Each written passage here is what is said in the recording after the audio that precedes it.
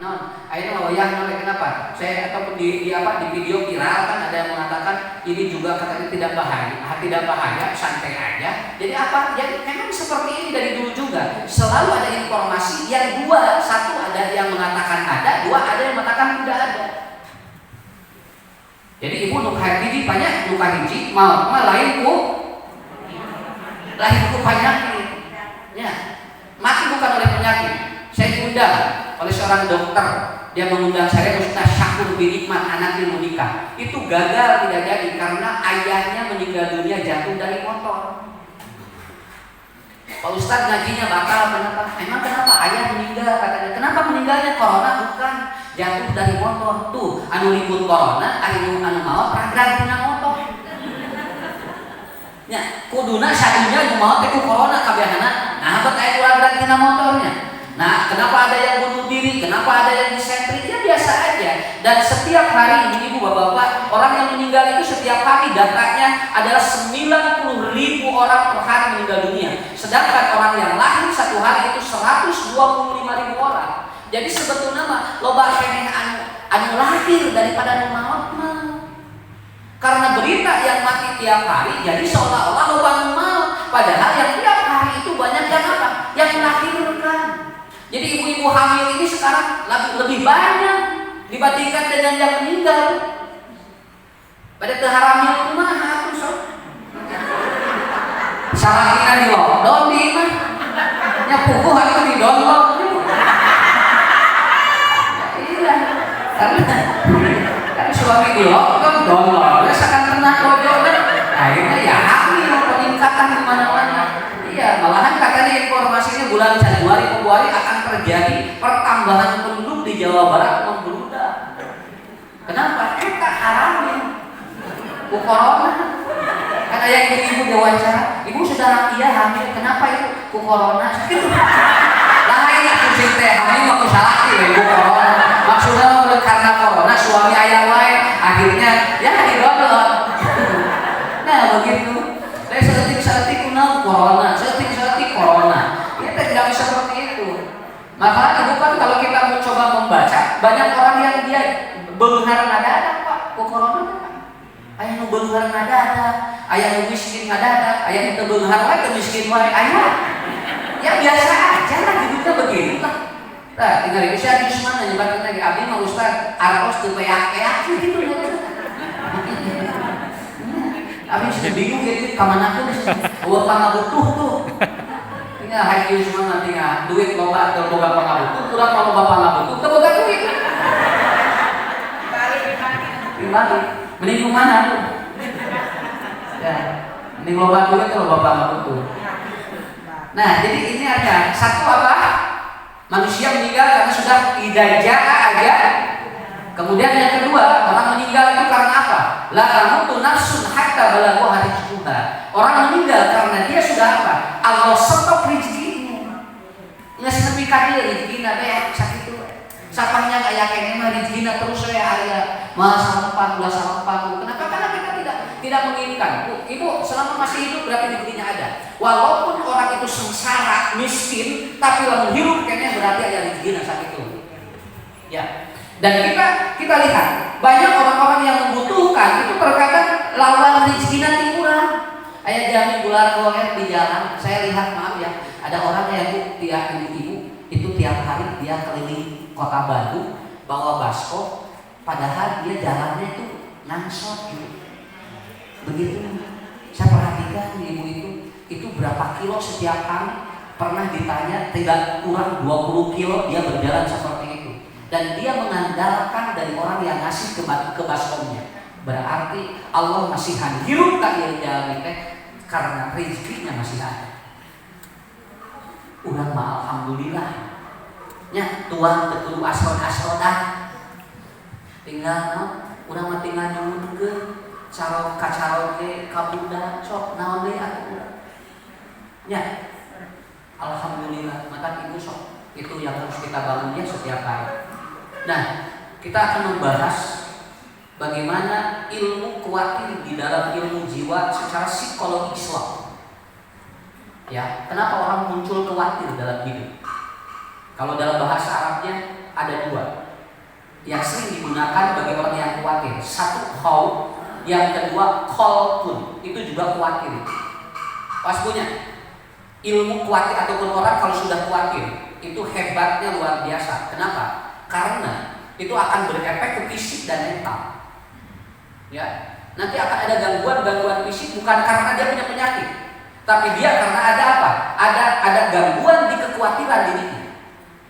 Perlu dicatat secara ataupun secara bahasa, khawatir ini adalah salah satu emosi negatif sebagai pesan dari Allah bahwa dalam diri kita itu ada sesuatu. Begitu dulu. Sekali lagi Pak, ini ada nyantai lagu pikirannya. Khawatir adalah emosi negatif yang dia itu hadir dalam kehidupan kita, merupakan pesan bahwa dalam diri dan jiwa kita ada sesuatu. Maka khawatir jangan dilawan, tetapi diterima. Nah itu, terkait dilawan. Kalau ada pesan ke tubuh kita, jangan dilawan. Kalau ibu bapak melawan pesan yang ada ke tubuh kita, kita akan capek melawan itu. Biarkan dia masuk dulu, tapi bagaimana kita mengelolanya? Itu, cobi, lamun ibu ayah WhatsApp di sahawai, baca, jangan ditolak. Kenapa? Setiap pesan yang masuk ke kita itu kemudian apa? Itu memberikan sinyal bahwa ada sesuatu. Kita tidak boleh menolak pesan itu, tetapi kita bagaimana mengelola pesan itu. Kan kau udah karena WhatsApp banyak informasi teh, anu negatif, anu positif, anu nyingsieunan, terima aja, baca oleh kita. Kenapa? Karena kita akan bisa membaca. Ketika bisa membaca akan solusi.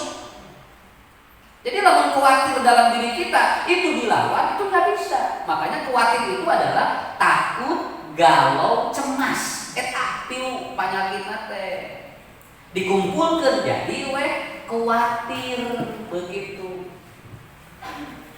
So, gerak kurang sobian. Celebe ibu jadi tuur. Sinyal itu pesan dari Allah.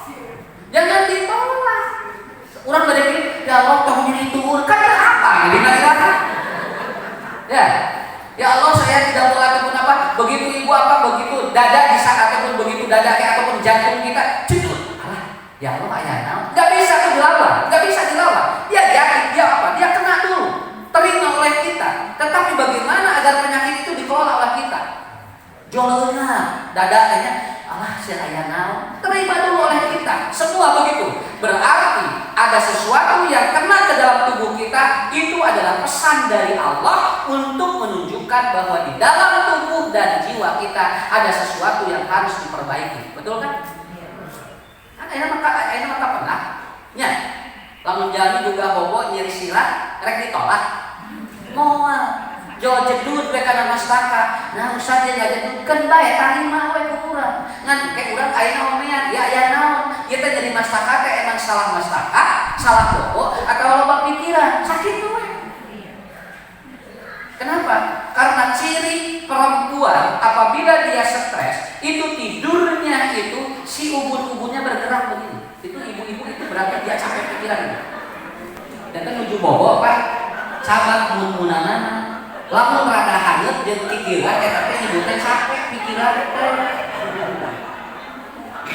Nah, cenah mun mojo teh cenah asa hipu ieu teh. Ieu na mun-munana asa hipu, terus pikiran, oh berarti suami istri kita capek pikiran hari itu. Ya, ibu mah gak tahu sinyal itu. Seperti suami kalau dia banyak mengigau, itu artinya dia capek pikiran hari itu.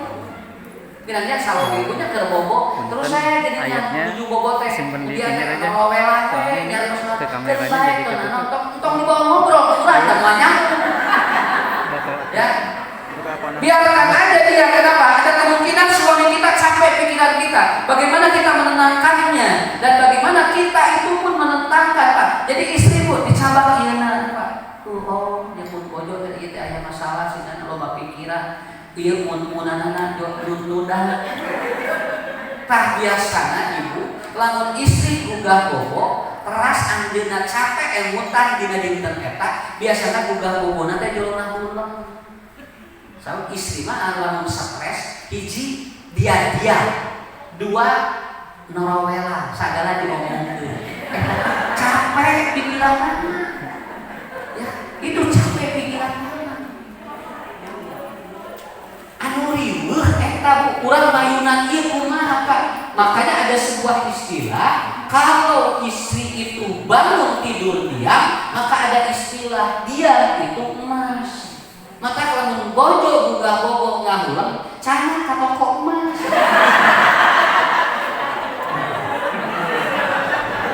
Enggak, itu teh jual langsung we. Atuh bojo teh begitu gurah we jual ngahulang, alasnya kunaon pamajikan. Ngahulang wae emot kene saurusan lucu dia itu emas. Lamun istri dia berarti bawa ka toko emas. Cek salah kita teh hayu mah urang ka toko emas mah jauh langsung nyanyi jam sabaraha Pak.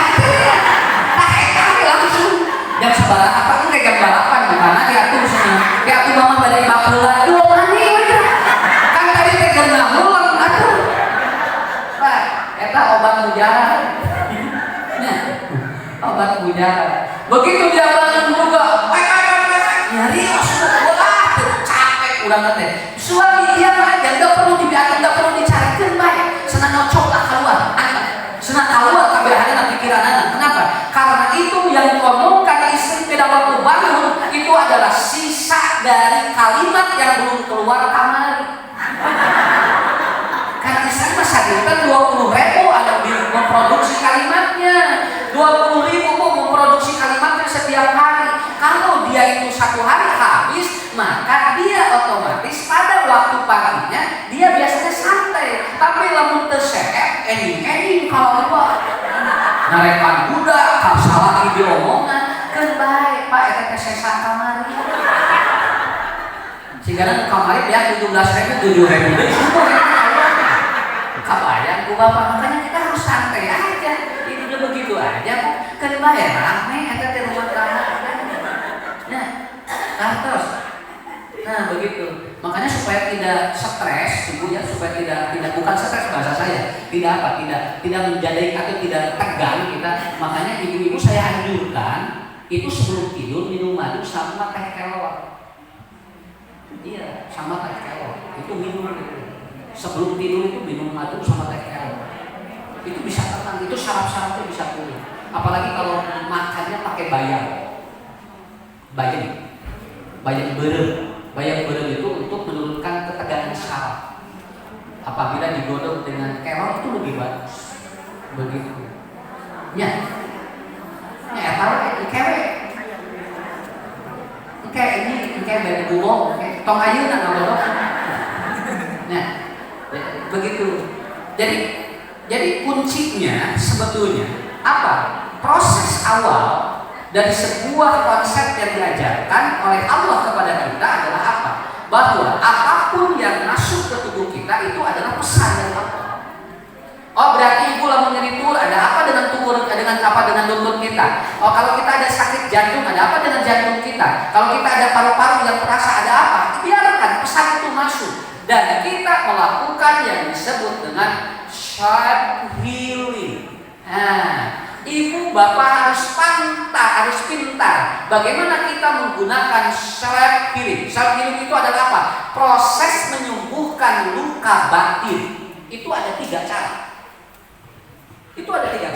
Sebelum kita datang dan diobati, lakukan dulu di rumah karena Allah juga sudah memberikan hal itu. Kenapa? Karena semua juga diajarkan. Ustaz Yusman juga mengajarkan sebelum berobat harus apa dulu. Itu adalah bagian kan dari apa? Supaya kita tenang dulu. Da kerenau diubar mahal-mahal ke ari urang teu tenang heula da kuncina mah di dinya.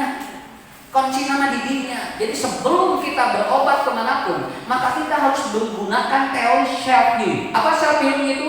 Proses menyembuhkan luka batin. Itu yang disebut dengan self healing. Dan luar biasa yang harus diobrak-abrik dulu oleh kita adalah emosinya dulu. Jadi kalau ada penyakit jiwa yang harus diobati itu emosinya dulu.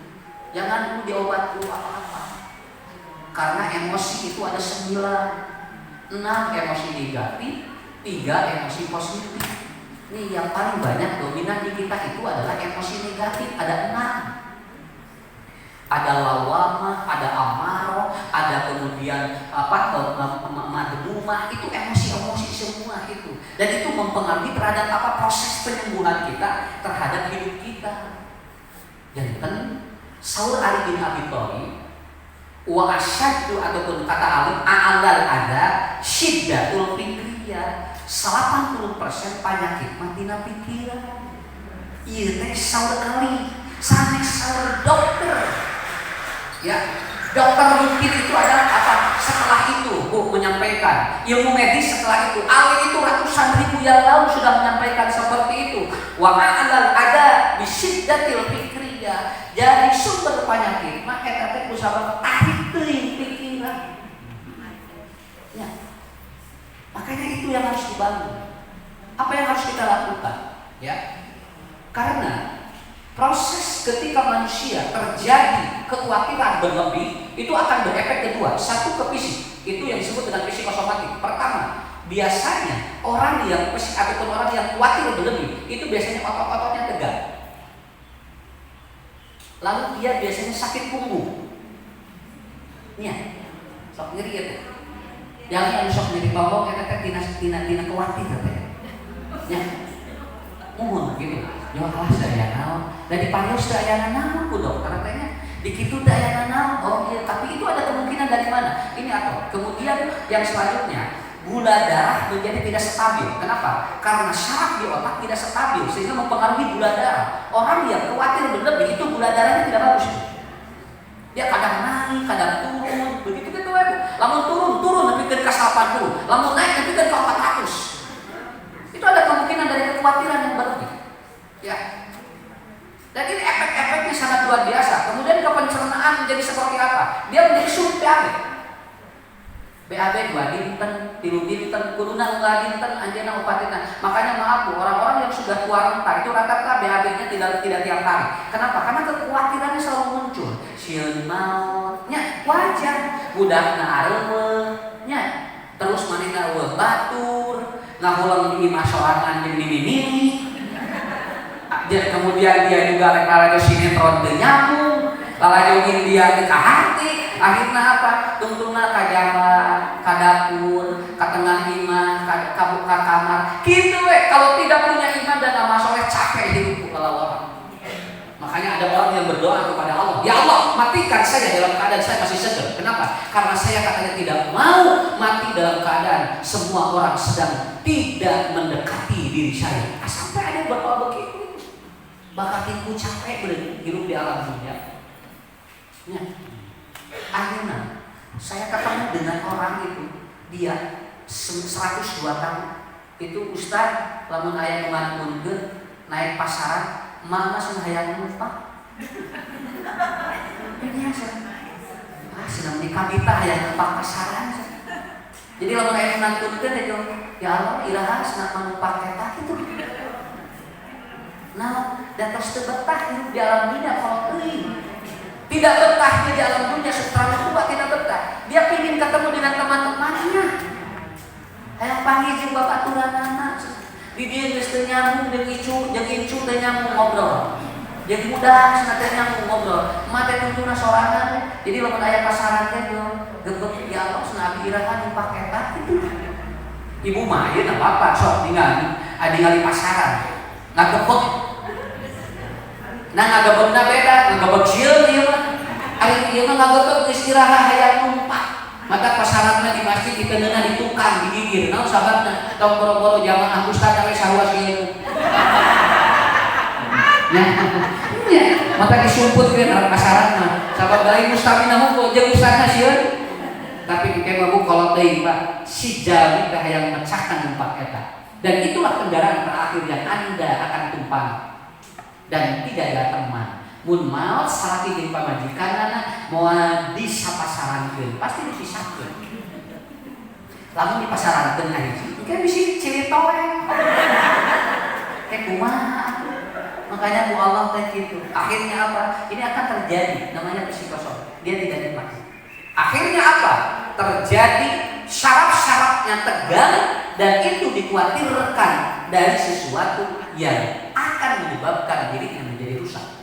Makanya Buya Hamka mengatakan seperti ini. Kalau Anda dendam, kalau Anda benci, kalau Anda marah, maka jangan disimpan lama, karena umur Anda tidak tahu kapan akan dipanggil oleh Allah. Maka rugi kalau Anda sedang dipanggil, sedang dendam dan marah pada orang lain. Bagus ya. Jadi lamun amak ngewak, urang dendam, tong dilatih gitu. Nah, urang teu apal iraha mah. Kumaha lamun urang mah teh keur ngewak ka batur, keur benci ka batur, sudah marah pada orang lain, maka dia menjadi su'ul khatimah. Kita enggak mau, ya Pak. Wih, seperti urang keur bersih hati. Ngarah nikmat mayun ka Allah teh, cahayaan luar biasa.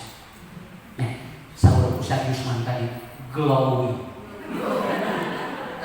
Tapi lamun urang mayun ka Allah keur ngewak ka batur, keur dendam ka batur, keur marah ka batur, nu tadina glowing jadi ngagulawi. Nah.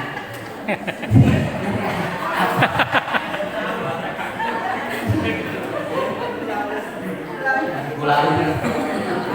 Batur glowing ge ngagulawi atuh. Nah, kebar-kebar.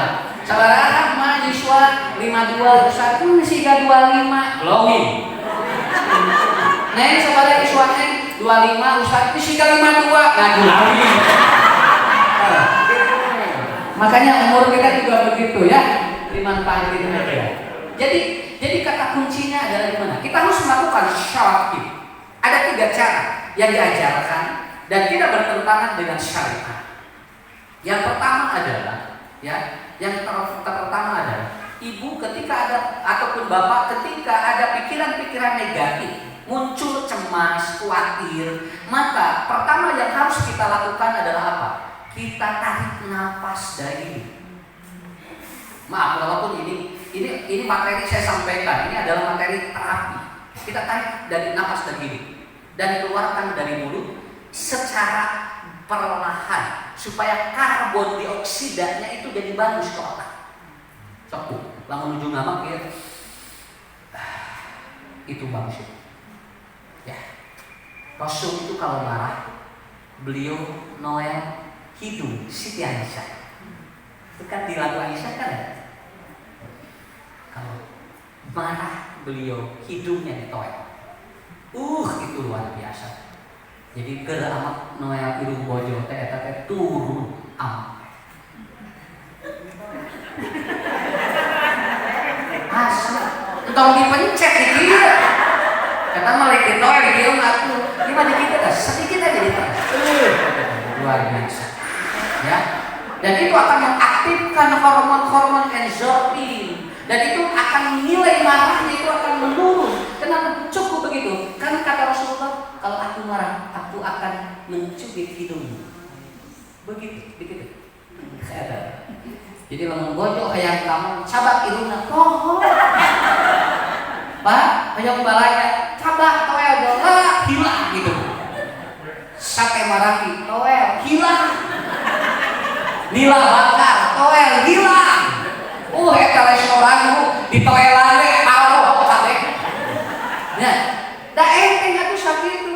Akhirna datang ka imah ngagodog mie. Tah eta mah kami toel. Jadi sebetulnya itu tarik nafas dari hidung. Ya, jangan dari mulut, Pak. Jangan dari mulut. Ya. Kenapa? Karena awas di Quran Allah menyebutkan alladzi yuwaswisu fi sudurin nas. Jadi gejolak jiwa manusia itu ada pada area yang ini. Makanya kita tarik. Nah, itu hilang. Makanya anak kalau marah tarik nafas deh. Tarik nafas aja. Kemudian keluarkan dari mulut. Itu bisa hilang. Ya, itu bisa hilang. Suami mau marah, Pak, tarik nafas. Kata ke lamun dahikeun. Salakina, tapi salakina teh gagap Pak kita tarik nafas. Jadi namahan apa eta? Ya. Ya tarik nafas, kekhawatiran, cemas, berlebih itu awalnya dari sana. Kemudian pada saat yang kedua, langkah yang kedua, ibu bapak ketika mengeluarkan nafas itu maka ucapkan dengan bahasa huruf jar terakhir. Dan tidak ada huruf jar terakhir kecuali astagfirullahaladzim. Awas Pak, huruf jar apabila diucapkan dengan vokal dan tarik nafas dari hidung sambil mengeluarkan, itu akan terjadi karbon dioksida di otak semakin bagus. Maaf ya, teknik itu memperbaiki oksigen di otak.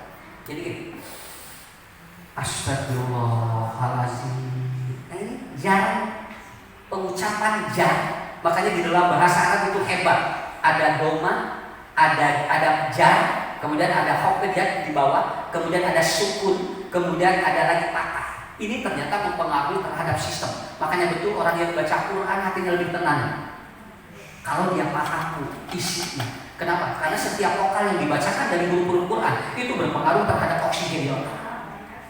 Ya. Alhamdulillahirabbil alamin. Itu terasa apa yang terasa oleh kita. Ngan kurang teh ka hati teh udah cari ngarti naon dibaca. Ya. Nah, maka inilah yang harus dipahami aja dulu. Jadi begitu kita tarik nafas, ya. Maaf ini kalau berkenan Ibu, Bapak silakan. Saya bukan mengambil dari sebuah keterangan, tetapi ini adalah alat didikirlah tapi dulu. Maka dikirlah kepada Allah, maka hati Anda akan tenang. Pertanyaannya, nah hamba nggak sengaja ketenangan berarti ada yang salah dari teknik. Ada yang salah di tekniknya. Tarik nafas, keluarkan dari mulut. Astagfirullahaladzim. Bukan enak kan? Ibu kalau sudah beristighfar malam enak kan? Ya Allah, dosa apa saya bilang? Nah, begitu. Ya, tarik daging. Berapa Ustaz? 10 kali. 10 kali. Itu bagi orang yang selalu ada cemas, bagi orang yang ada selalu khawatir, bagi orang yang dia selalu menimbulkan apa kegalauan, gugah bobo, asa teu pararuh hate, tarik nafas. Astagfirullahaladzim. Ya, 10 kali astagfirullahaladzim. Ibu bapak sakat. Ya. Itu sakat. Kenapa? Karena ini teknik untuk apa? Syar'i menghindar ataupun apa kita mengobati luka batin kita yang setiap hari ada. Punten aya wae. Nya. Entong bojeng-bojeng ibu-ibu, ustaz-ustaz beda sok aya wae. Dan jalan itu kan urang teh teu bisa sorangan, lamun hayang teu boga eta nya teu boga masalah jeung jiwa, sok ke sorangan geus asup kana deung pan mau masalah ya. Tapi sapanya urang papangi jeung ieu aya masalah, papangi jeung ieu aya masalah, da aya wae. Kenapa? Enggak apa-apa itu sih. Jadi guru kejarang mengalami Pak. Makanya bahas atau dulu saya ketika belajar mengatakan, maka ketika dia mengucapkan kalimat-kalimat jar, maka itu biasanya akan ada karbon yang bagus ya. Bismillahirrahmanirrahim. Nah itu akhir-akhir kalimat kata-kata itu dijar. Kenapa? Supaya menumbuhkan rasa ketenangan yang dimaksud oleh Allah ya. Dan yang ketiga ya, yang ketiga syauqi. Ini lakukan dulu Pak 10 kali. Ucapkan kalimat yang bernada jar. Dan yang terakhir adalah yakinkan bahwa pertolongan Allah itu dekat. Inna nasrullahi qaribun. Ya Allah, pertolonganmu sangat dekat. Nah, anu gangguan jiwa, sesak, dama, karena dia tidak merasa bahwa pertolongan Allah itu dekat. Yang dia dekati obatnya. Dugikeun ka aya jalan, lamun teu nyeunat obat eta galau. Sok pertarosanana. Nah, sih mama, eta sekal teu ka bawah. Nah, mama, eta pel aku balik. Alasna eta teu kacamat ieu berarti. Artinya dia itu dekat bukan dengan Allah, tapi dia dekat dengan obat. Obat itu sudah men-setting pikirannya, kemanapun dia itu tidak bisa kalau tidak bawa itu luar biasa mengganggu. Maka jangan aneh kalau dia khawatir, di mana hilaf di dalam khawatir kan? Mama dicanat tuh obat eta, aku sangguling di bawah sakumaha lamun aya naon aku. Tuh akhirnya apa? Dan dia tidak paham bahwa kalau Allah ingin mematikan orang itu tidak perlu di dalam, di rumah pun bisa. Begitu aja. Ustaz si gandum nyawe nyaros itu, lain si gandumnya apa dia teker diajar. Nah, kumaha kewek diamalkeun mah teh ibu diajarkeun hukum. Ibu rek nurut, bapak rek nurut, kumaha ibu jeung bapak. Yang penting diajarkan dulu. Kenapa? Inna nasrullahi qaribun. Itu yang sering disampaikan oleh Nabi Isa ketika mengobati orang-orang yang sakit. Ya, ketika mengobati orang-orang sakit, katanya, innallaha qaribun, Allah dekat, Allah dekat. Urang mana ieu teu nyeunang ieu, model urang rek piknik teu moal duit asa gaul. Padahal tepikeun heula we. Ya, tepikeun teh heula kumaha kewe balikna.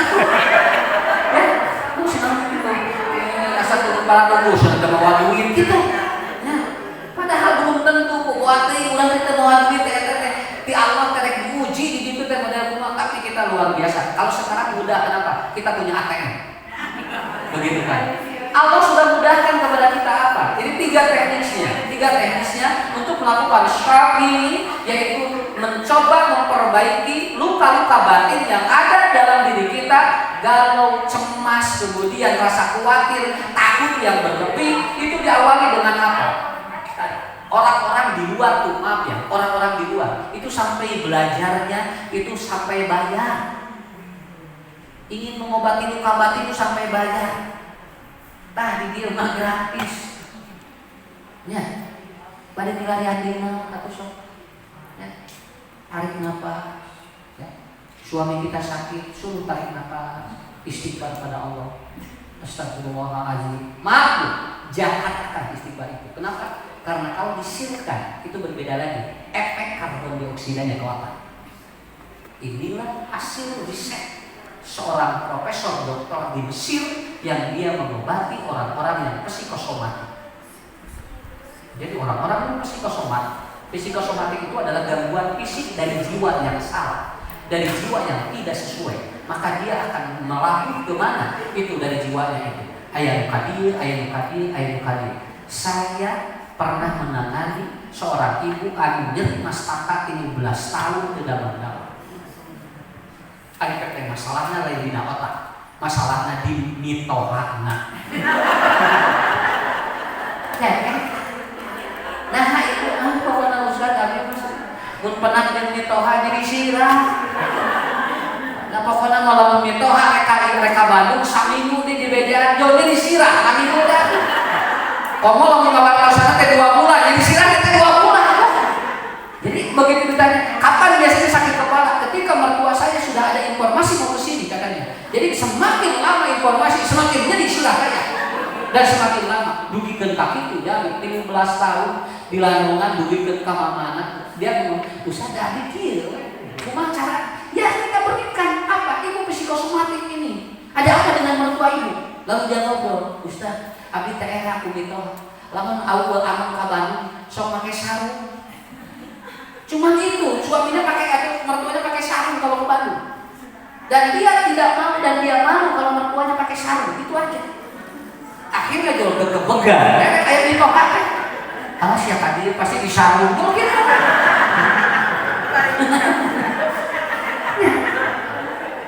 Seperti ini, tapi 13 tahun suami kita cek kurang, ya.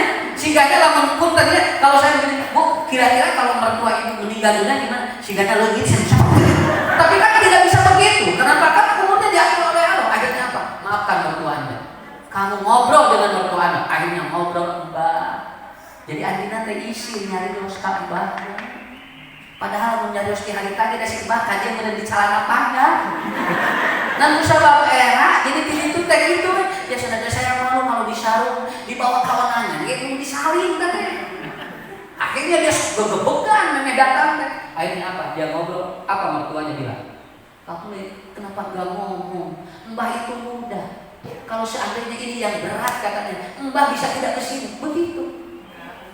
Akhirnya dibalikkan gitu. Kenapa gak ngomong dari dulu? 13 tahun nyeri sirah. Pikiran kolok, pikiran dia samping. Akhirnya apa? Akhirnya Bu, Mbah itu sampai saat ini gak mau ke Bandung. Untuk menghindari supaya anaknya itu dia itu tidak sakit lagi, dan alhamdulillah sembuh itu. Akhirnya masih putranya tadi itu minang anui amang kajawa tadi itu, dan akhirnya ketika dia berkunjung ke sana beda lagi kan khawatir nanti tak malu nanti kan kalau dari sana ke Bandung. Ada di Bandung tadi itu mana tidak masalah. Oh, jadi harus dibalik kata saya. Sekarang berkunjungnya balik. Kamu yang mengunjungi orang tua. Kamu dibalik. Tadi teh buating di Allah, lobating ngalayat, lobating di layat kuda. Kunon kukolot, kuduna mah budak ngalayanan ngalayanan budak kolot. Tadi itu bener kolot wae ngalayanan budak. Jadi aku alot di gere jadi sirah. Akhirnya apa ya bebas. Itu dia. Psikosomatik yang seperti ini. Dia melakukan shock healing dan akhirnya dia mengatakan, kenapa? Karena ini adalah bagian-bagian ini. Jadi ibu-ibu, bapak-bapak, kunci dalam kehidupan kita. Artinya setiap orang akan mendapatkan pesan dari Allah. Pesan itu bisa ke fisik kita dan pesan itu bisa ke jiwa kita. Tetapi kita tidak boleh melawan. Tapi kita begini. Alhamdulillah ya Allah, saya menerima keadaan ini dan saya pasrahkan kesembuhan penyakit jiwa saya kepada sudah itu aja. Ini namanya afirmatif. Kita berdialog dengan Allah dengan bahasa kita. Coba tenang bahasanya. Alhamdulillah ya Allah, saya menerima penyakit ini dan saya pasrahkan penyembuhannya kepada sakit itu ya Allah. Ibu bapak mari ngadoa, Robbana Allahumma Robbana si mudhibal ba'si isfi antas syafi. Tapi sambil berdoa itu dialog yang tadi. Paham ya? Sok di bumi amal enteng sakit itu. Tukur jadi cabang tukur. Ya Allah, saya menerima sakit lutut ini dan saya pasrahkan penyembuhannya kepada Allah. Catat usaha kesimpulannya, semakin menerima keadaan, semakin Allah akan mempermudah jalan keluarnya. Semakin Anda tolak, semakin sulit Allah akan memberikan kemudahan kepada Allah. Dong dilawan sakit itu, penyakit dong dilawan, tarik, ikhlas ke, pasrah ke Allah. Itu udah tekniknya. Inilah yang disebut dengan teknik yang disebut dengan kuantum ikhlas. Ikhlas itu kita itu sangat dekat. Ongkong ikhlas tapi tidak diterima. Ibu ikhlas tuh ikhlas tapi ngil-ngil teh. Itu ikhlas apa? Ini kami wae cenah kieu teh. Ari ningali matur cenah pamain salakina bubulialan usaha. Ari salaki abdi cenah bulialan beunceuli. Atukeun bae batur bubulialanna. Salaki urang bubulialan beunceuli nah atukeun bae. Tetapi kita tidak sulit begitu. Sekali lagi, teknik ikhlas adalah apa? Terima, pasrahkan. Begitu. Cuma dua aja. Terima, pasrah. Kalau itu pasrah tapi tidak menerima, bohong. Bohong.